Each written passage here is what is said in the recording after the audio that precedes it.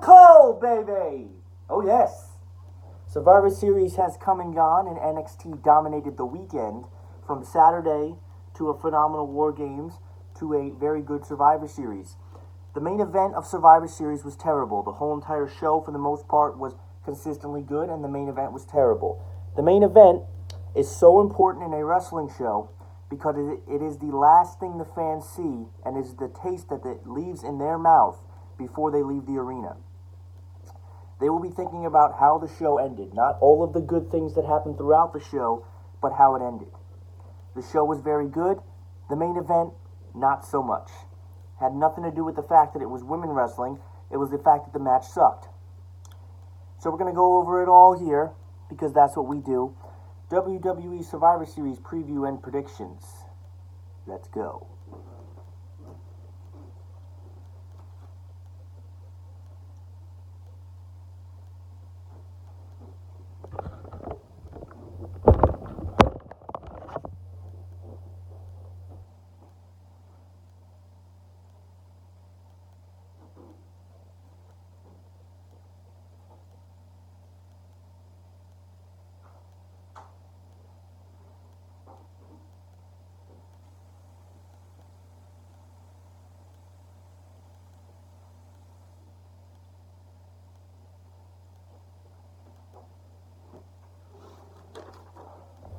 We got our notes on deck here.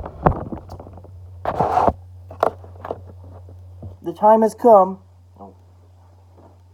The time has come.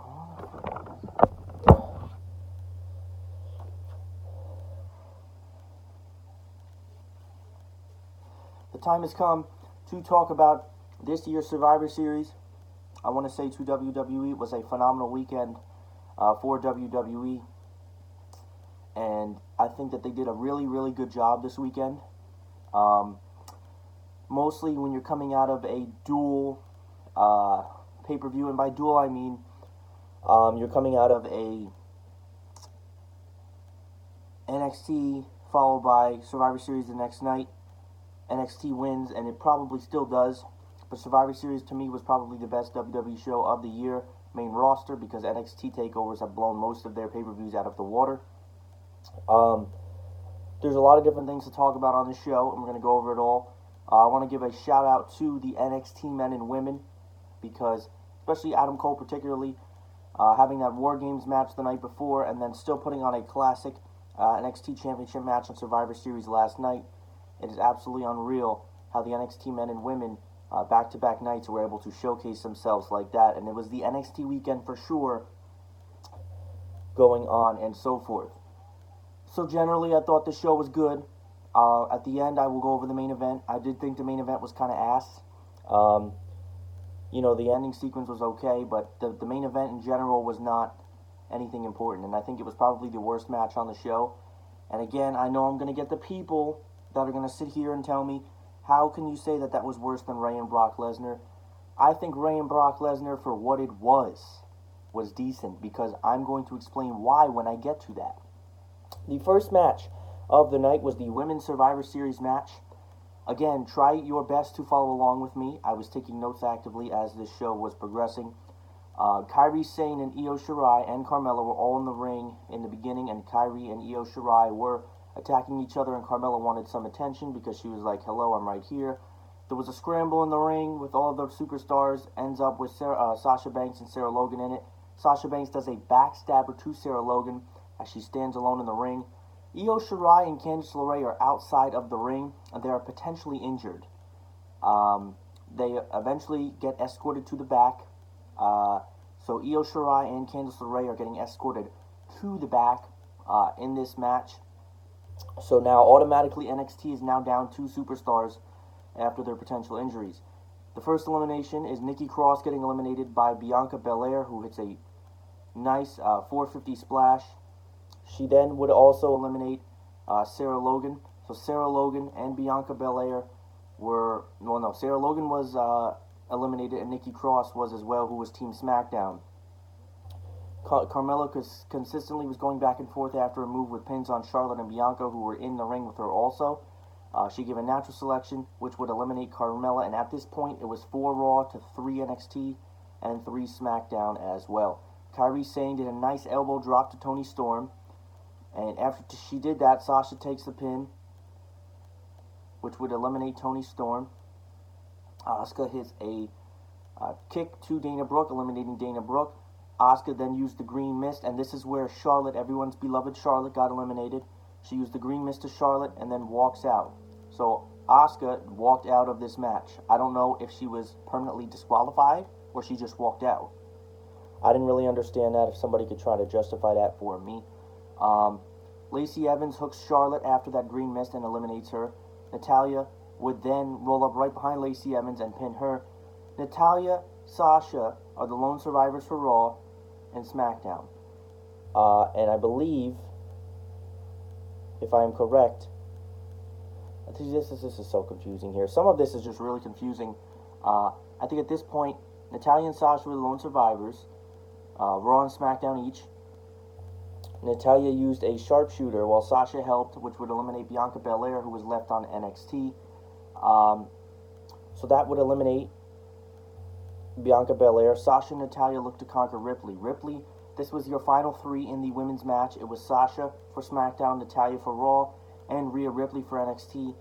She was the only team. Sasha and Natty were going towards the ring ropes to double team Ripley. Sasha turns around and hits Natty. She hooks her right in the face and pins her. Natalya is eliminated, and now it was down to Sasha Banks and Rhea Ripley. Sasha had the bank statement on Ripley, who reverses it. Io Shirai and Candice LeRae are now back in this match. Shirai drop kicks Sasha. Ripley hits the Riptide and eliminates Sasha, and the NXT women prevail and win the Women's Survivor Series match. So, the ending sequence of this match saw Candice LeRae and Io Shirai come back. Io Shirai hit a nice drop kick onto Sasha from the springboard ropes.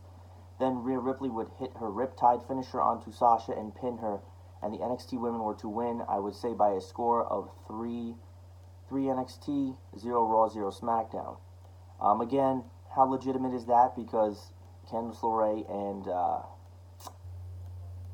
Io Shirai were non-factors in this match, because at the beginning they had that spot where they were hurt outside and then they were then escorted to the back. So again, I don't really know exactly how legitimate you would say that NXT victory is, but it did take place, and this was a nice little showing for the women. Some people said this match went on way too long. It kind of did, and I know that these matches typically are going to go on longer, but it just felt like it went a little bit longer than it should have. A backstage segment was coming up next, and it was Rollins backstage questioning Kevin Owens' loyalty on Team Raw, and Owens said that that's funny, and it reminded him of when he turned his back on the Shield with the steel chair, puts out his fist, and then walks away. That was a nice little backstage segment there.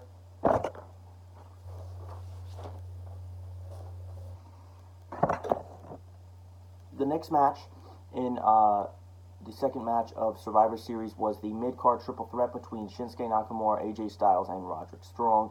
A mid-card brand battle. Strong has Nakamura in a torture rack early while Styles was outside of the ring.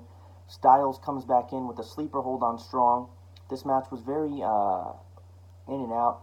Styles landed on his feet after Strong flipped him. This was really cool. And then Nakamura came in and kicked him. So what happened was Strong flipped Styles, who landed right on his feet. And as he landed on his feet, Shinsuke Nakamura was waiting to kick him.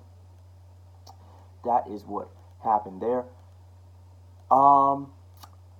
Right after that kick, Styles had a knee to the back of the neck to Nakamura and knocked Nakamura down. Sami Zayn, who was ringside supporting Shinsuke Nakamura, pulled him out of the ring right after this happened. There was then a nice leg drop from Shinsuke Nakamura onto Strong while Styles has him on his shoulder. This was from the top of the ring, so he leg dropped him while Styles had him in a piggyback leg. But, when the person has their 2 feet going down from here, so they're sitting on your shoulders. He went for the Kinshasa, and AJ Styles grabbed his legs. Oh, this was the ending sequence of the match. Shinsuke Nakamura was going for the Kinshasa on Roderick Strong, but Styles was outside the ring. He grabbed his legs. Zayn was outside of the ring. He saw that he grabbed his legs. He then hit AJ Styles and took him out. Strong would then, while Nakamura was distracted from that sequence, Strong would then hit a knee while distracted.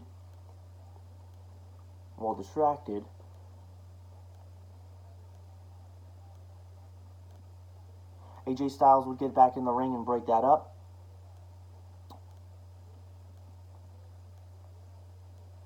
Shinsuke Nakamura would hit a Kinshasa, too strong. Styles would break that 3 count. Styles would then hit a phenomenal forearm to Nakamura, and this was where NXT stole this match. He hit that forearm, he went for the pin, and Roderick Strong took Styles, threw him out of the ring. Strong comes in, steals the pinfall, 1, 2, 3. Roderick Strong wins the triple threat mid-card match between them. This was a nice match. There was probably a little bit more in here than I took notes of, but for the general aspect of it, I really did enjoy this match, and this was a good match on the show. So at this point, it is 3-1-1. If I am correct, 3 NXT, 1 SmackDown, and 1 Raw on the night. Depending on who you talk to, this was probably the best match of the night.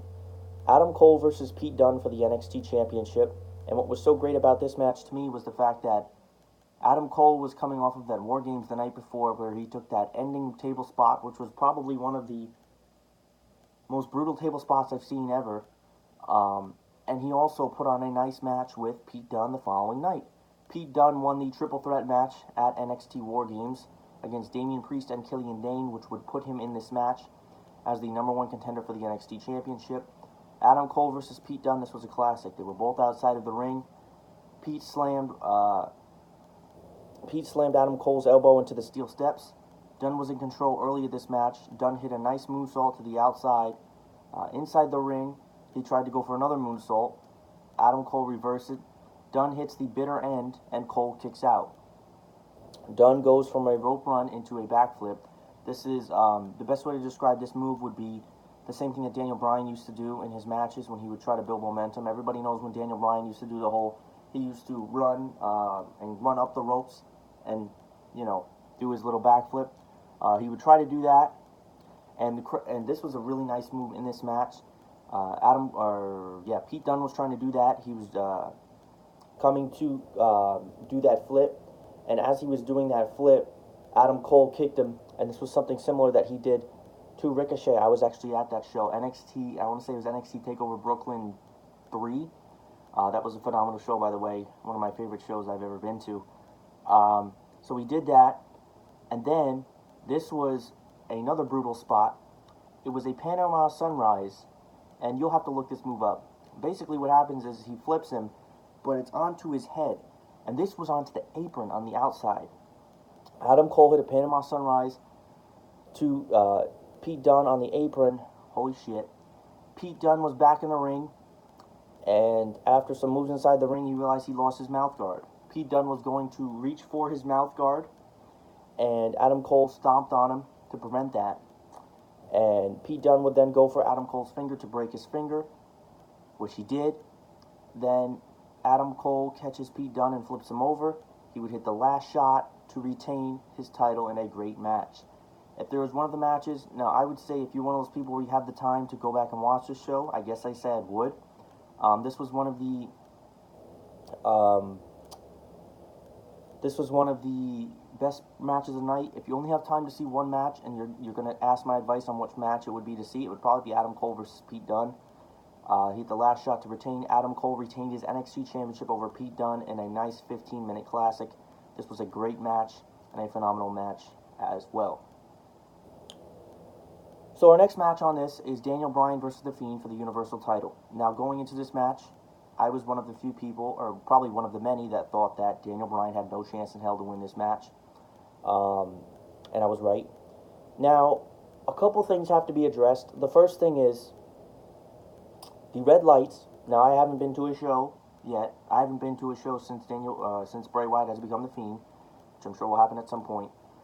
But people that are in the audience, it is also very, very unenjoyable on TV, but people that are in the audience are saying that the red lights are absolutely atrocious. And I get that it adds to the mystique of his character, but the red lights for this match are so not necessary. It is awful. It is awful. Bray Wyatt was in control against Daniel Bryan for most of this match early. Wyatt misses a tackle outside, and this is where Daniel Bryan got some offense in this match. He missed a tackle outside. Daniel Bryan throws him to the ring steps. Bryan would go for a suicide dive, but he is caught. He then shoves Wyatt after he's caught into the pole. Bryan does a nice huge jump off of the ring ropes to the outside onto Bray Wyatt. Bryan using a lot of offense at this point. He's inside the ring. He hits a running knee onto Bray Wyatt. He would go for the pin. Bray would kick out. Bray goes for the claw, but Bryan would reverse that into a roll-up. Bray then also kicks out.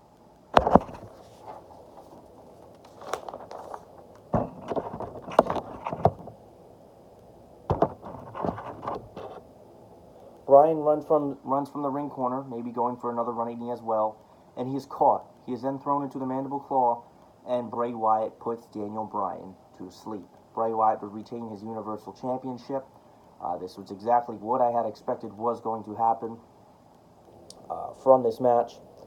This was an okay little match. It was nothing fancy, nothing special. The notes for this were rather quick because the match itself was rather quick. So again, we'll see where this goes, but I don't really know what's going to happen going forward. Again, the whole idea is what the plan is for Roman Reigns to be the one, and I do believe he will, to beat Bray Wyatt, the Fiend, and this will probably take place at WrestleMania 36. Now, this is my little side point into it. I don't think they'll be done with the Fiend character then, but what could happen is Roman Reigns could win that match, and he could unmask Bray Wyatt, which would, again, it would kind of, take away from his special character as well. So that was that. We get a backstage segment with Rey Mysterio. He says he hopes his son is watching tonight as he takes a steel pipe and beats the living shit out of Brock Lesnar. Then, here comes the 5-on-5 men's elimination match, and I think that this match probably should have ended the show, truth be told. Just because I feel that, for me, this match ending the show would have been a lot better than the main event that we got. So Walter's in the ring. He's owning Braun Strowman, which was a nice little stand-up in the beginning of the match. He turns around and catches a Claymore kick. Drew McIntyre eliminated Walter. This pissed me off. I know somebody has to be eliminated early, but why was Walter eliminated first in this this men's elimination match? I don't understand why they took Walter out so early. But again, that was the choice that they had made to eliminate Walter. Kevin Owens is tagged in. He hits a nice frog splash to Chad Gable, and just like that, Gable is eliminated. Ciampa DDTs Owens from the outside of the ring.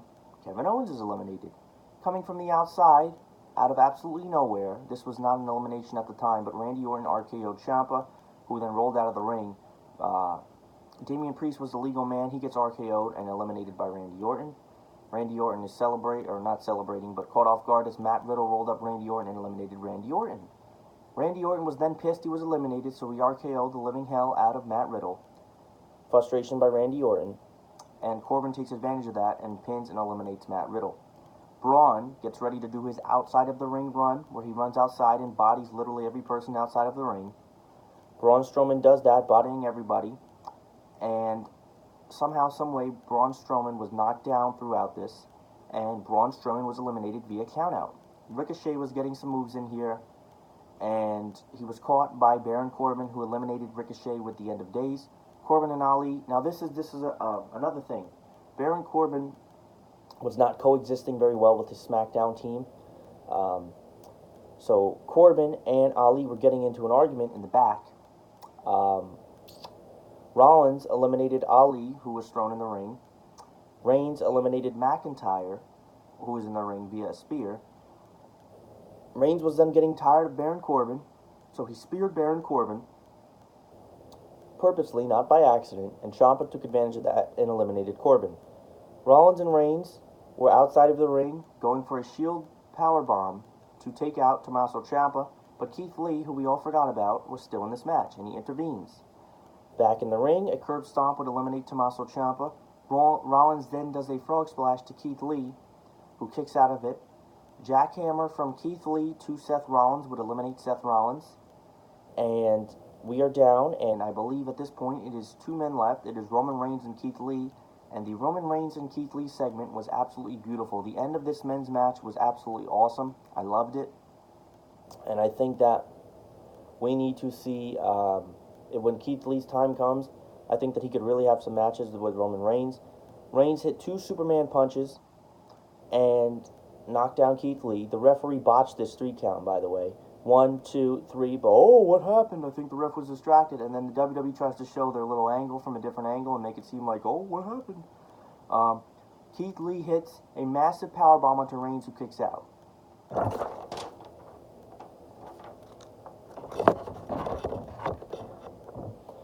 Lee then goes for his moonsault, but he misses. Roman Reigns gets up. He then spears Keith Lee and eliminates Keith Lee.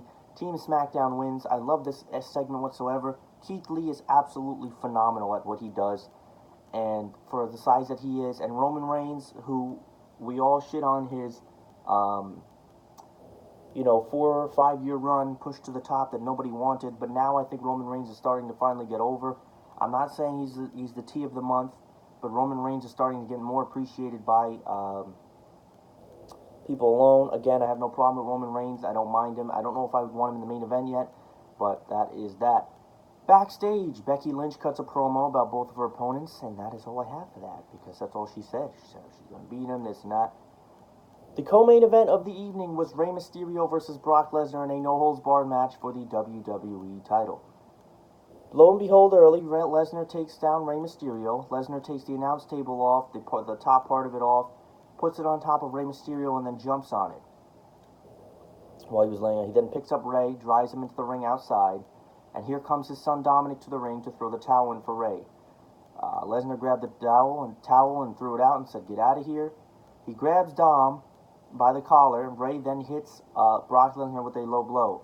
Rey starts to use the pipe that he mentioned earlier that he was going to use, and while he's using the pipe, Dominic comes in with a steel chair, and they start beating the hell out of Brock Lesnar. This was an awesome part here. Lesnar was against the ropes, and Mysterio and his son Dominic both hit a 619 onto Brock Lesnar. I thought this was absolutely awesome, and that is a once-in-a-lifetime moment. It was pretty dope. Dominic then hit a nice frog splash, and Rey followed suit. Then Lesnar was up in the ring, and he suplexed Dom, while Rey Mysterio was on the other toe after Rey was raiding. So this is the ring, right?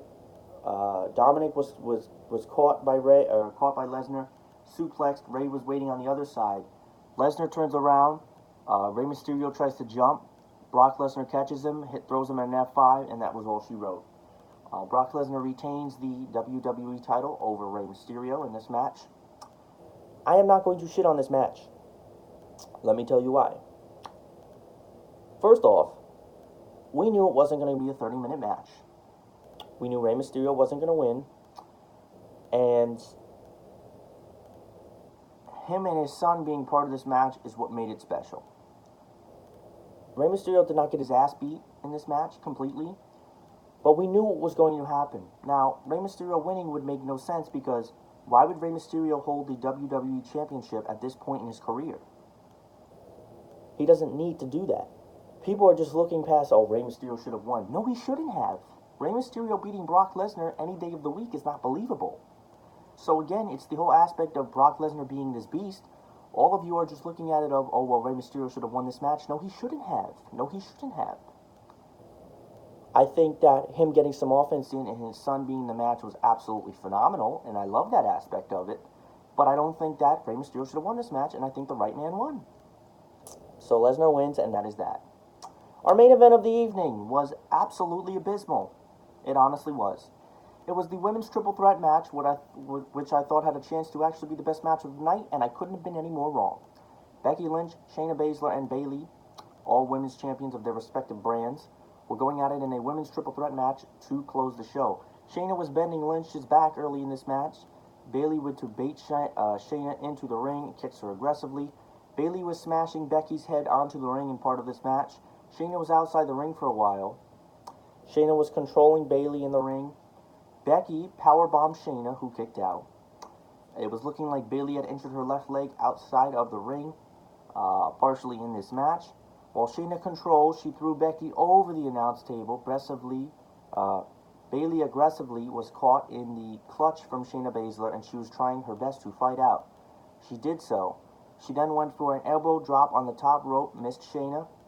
Shayna then put her right back in the clutch, and she tapped Bayley, while Becky was outside, thrown over the neck. This is all it was. Shayna Baszler won. NXT dominated the night, and this was all it was, folks. This was all it was. This match was nothing special, slow-moving. The crowd wasn't really into it. Post-match, Shayna was standing on the announcer table in the middle, while Becky was laying on the announcer side of the announcer table, and Becky got up and said she had enough. She then pulled Shayna's leg, knocked her down. She attacked her. She then laid Shayna on the table, stood on top of the barricade, and went for a nice leg drop onto the barricade to put Shayna through the table. Closing the show was Becky Lynch standing tall, holding up her women's championship. Ladies and gentlemen, this was Survivor Series. I thought for the most part this was a very good show. Was it a perfect show? No. The main event was awful. I expected so much more because I thought that this was a match that, being put in the main event spotlight, was going to be the best match of the night. It was not the best match of the night. The NXT Championship was probably the best match of the night. Both the closing sequence of the men's match was amazing. The triple threat mid-card was okay. It was also a good match. But overall, I thought that this was a good show, and I hope that everybody enjoyed this review. Again, I know I went through it kind of fast, but honestly, we're almost hitting the 30-minute mark here. So again, thank you everybody so much for watching, and we hope that you enjoyed Survivor Series as well.